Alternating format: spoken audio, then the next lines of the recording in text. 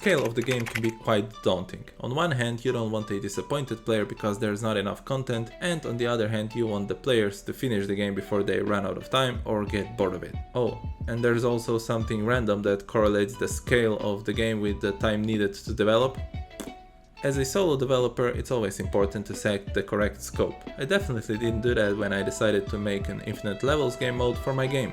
While that wouldn't be impossible, as I could easily generate random levels, I wanted more. I wanted the levels to be the same for every player, and I wanted the ability to replay the levels at any point. This way you can talk to your friends about a particularly difficult level that took you ages to complete.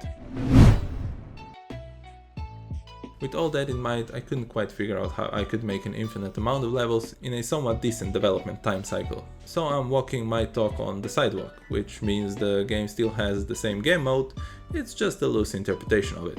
It currently has 175 levels, and I plan to add more if the game has some downloads and the players enjoy it and would like to play more. Still, 175 levels is a lot when I tell you that I've built the first 20 levels by hand. Yes, placing down each cage one by one. So I soon realized I need to automate at least some parts of my system if I'm ever going to finish more than 50 levels. The levels consist of a prefab that includes the level layout and then a scriptable object that has valuable information about the level, such as how many cages there are, how many hits does each cage have, and has it been completed. I decided to first make an automated process of making prefabs. It took some playing around with the code to make the levels playable, but also challenging. Then I also had to make them save in the correct folder and other smaller details. As you can see in the background, the process of creating a new prefab is as easy as clicking a button. Next came the scriptable objects. Now these are assigned to the correct levels and must include information about the levels. I made this using a similar method as the prefabs. Now my level making UI has 2 buttons. The process is far from perfect. However, it's for my use only, and I can make more levels in 15 minutes than what I could make in a day before. There is a big chunk left to be automated, such as connecting the 2 parts of the levels and preparing the UI, but as of now the system is sufficient.